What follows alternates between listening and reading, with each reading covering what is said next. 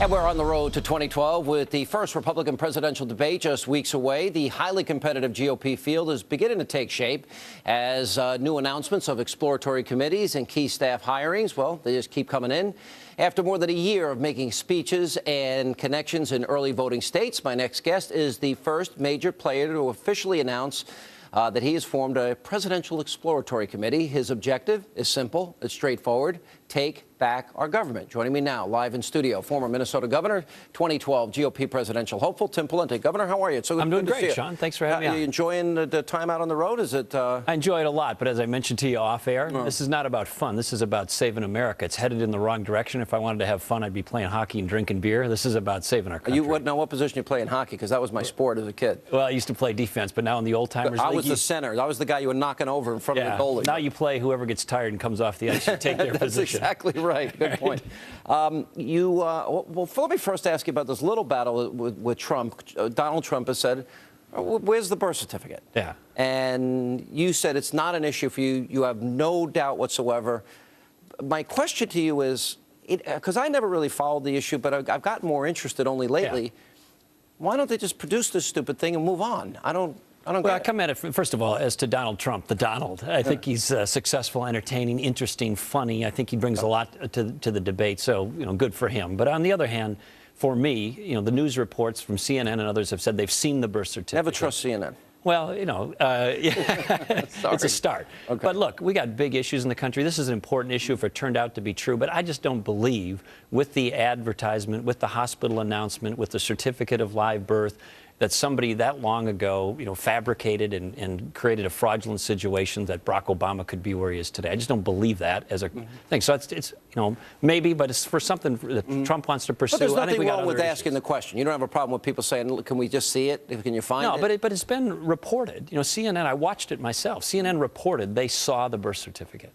So you got to either believe that they didn't and they're lying, or there's something else going on. It's just something weird that they don't release it and just get it over with. It seems to me, because I don't doubt it, but I'm just, now it's getting strange that they just don't say here to me. All right, let me move on. That's also true. That's also, but the other thing is it's becoming a big distraction for other reasons too. And we got issues right in front of us that are going to take down the country if we don't fix them. Well, I agree with you, and Senator Rubio was just saying the same thing. I thought your comments were dead on about the president being timid on Libya. I find that he's got this pattern where he seems indecisive and he can't make up his mind. What do you think's going on?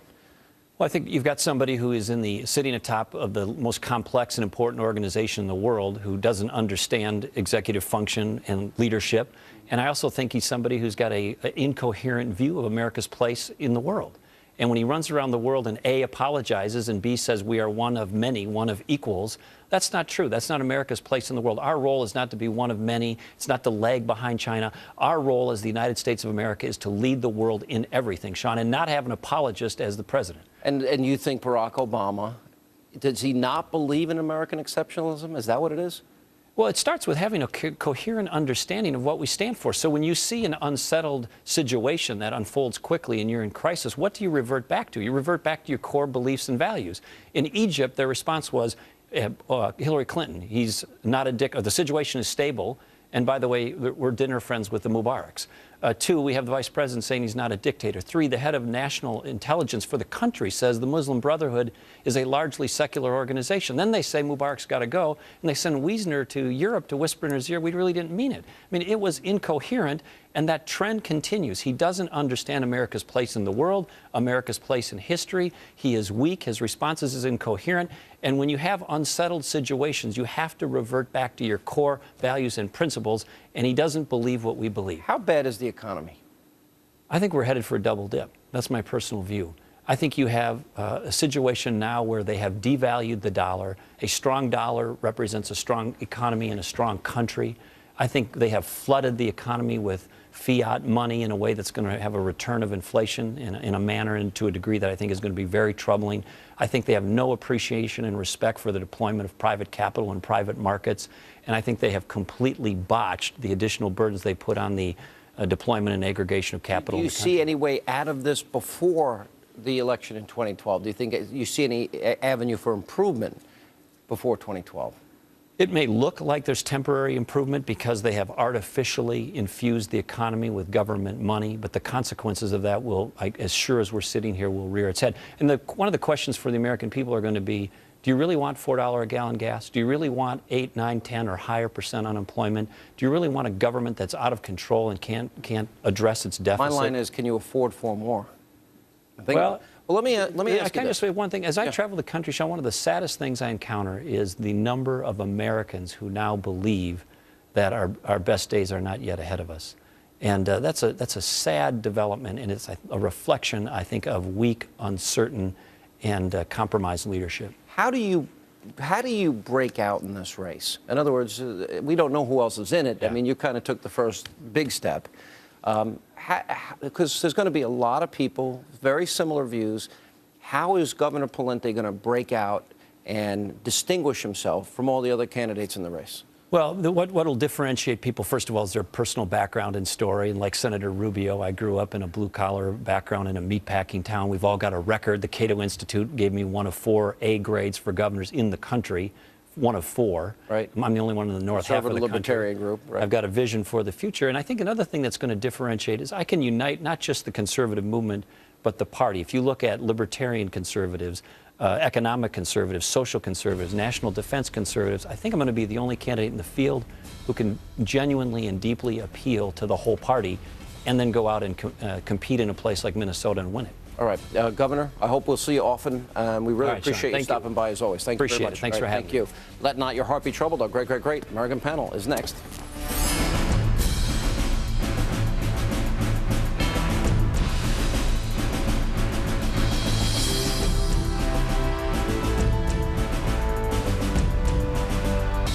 And tonight on our great American panel, he's the editor of National Review, syndicated columnist, Fox News contributor Rich Lowry is back. He's the former vice chair of the DNC Finance Committee. Michael Brown is also here. She is a former assistant district attorney in Brooklyn, New York, was a contestant on Donald Trump's reality show, The Apprentice.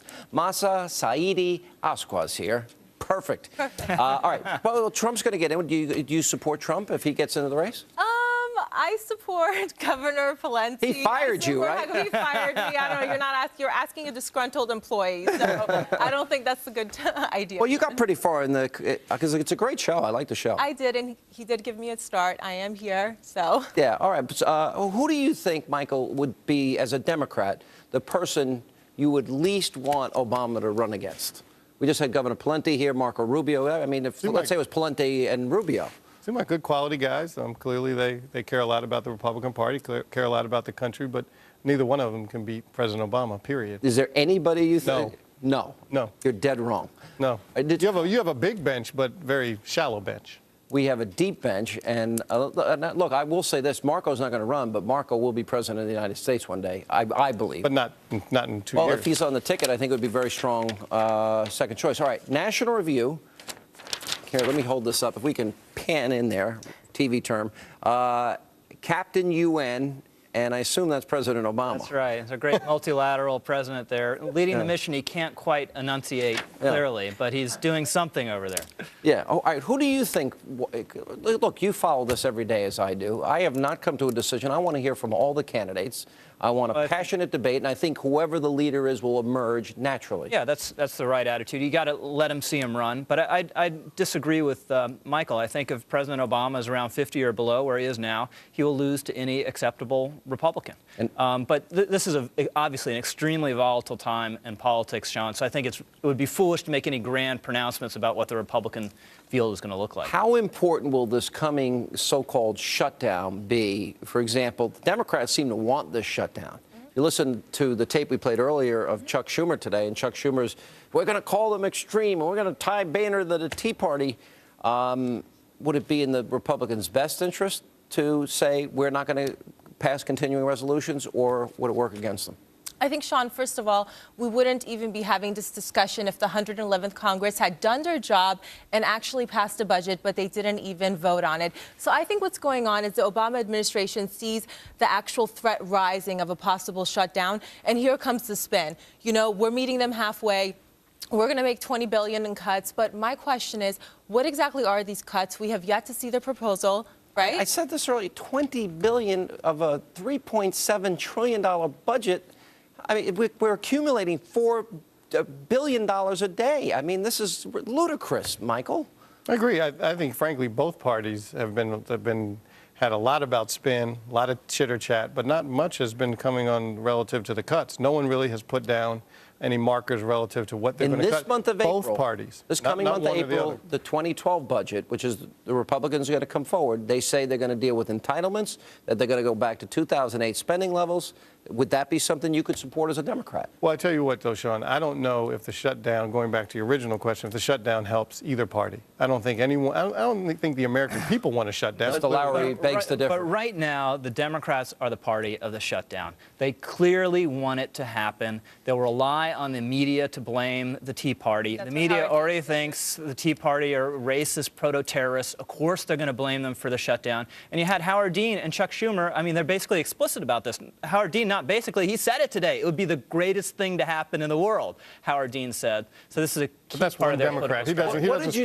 What did you think of Schumer caught on tape and what he was saying, that we're going to call them extreme, we're going to tie them to the Tea Party, and they're beholden to the Tea Party? I think the country wants us to move to a balanced budget and wants them to spend less. They do, but the country wants spending cuts, but it does not want a shutdown. And the Democratic strategy is clearly to kind of pull Republicans into a shutdown and blame them for it on the model of what happened in the mid-90s. And that doesn't make any sense, because in February, they passed in the House a budget, $61 billion in cuts. That's the least that I think is acceptable. So my message to Republicans is, now's your time, do your job, or you're not going to have a job. But Sean, until Speaker Boehner can figure out who the leader of the Republican Party is on the House side, whether it's the Tea Party folks or his office, they're going to have this dilemma. Basically they're going to have this dilemma Chucky's for a while. line here. Come on. I'm not regurgitating anything. Those are the facts. Is he beholden to the Tea Party? Well, I hope he is. You know why? Because people in this country want balanced budgets, and if the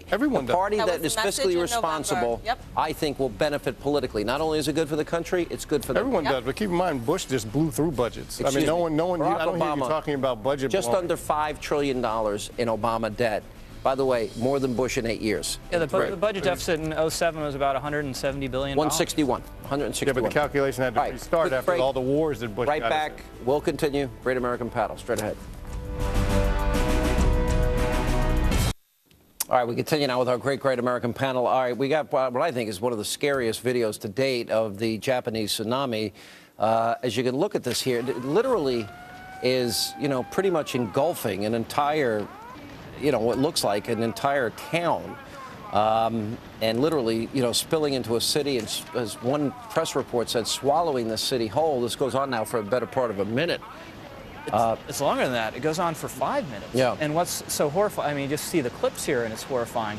But this unstoppable wall of water going on, and it probably didn't even stop after 5 minutes. So whoever was videotaping finally stopped videotaping. Look at the power of this, how it just literally takes one home way after another. I mean, it just rips it away. It's really sad to see all this. It's like all of people's life and property and everything they work for is just... It's absolutely devastating. And what's surprising to me is, Japan is best equipped to deal with tsunami and earthquake disasters, and you see just what's happened with them. But I think that what's going on with the nuclear reactors, it's good for us to examine our nuclear reactors, but I don't think that we should change our energy policy because of what's going on in Japan. We need nuclear power. We need to drill, baby, drill. You agree with drilling? Well, I tell you what, though, Sean, those pictures also show that Mother Nature, no matter how prepared you are, Mother Nature can always win those battles. No, it's true. And so you just have to do everything you can to try to prevent them. All right, this billboard is going to go up on the south side of Chicago, actually March 29th and 30th, pro-life billboards. And as you can see there, every 21 minutes, our next leader is aborted. Abortion is black genocide is the headline of the article.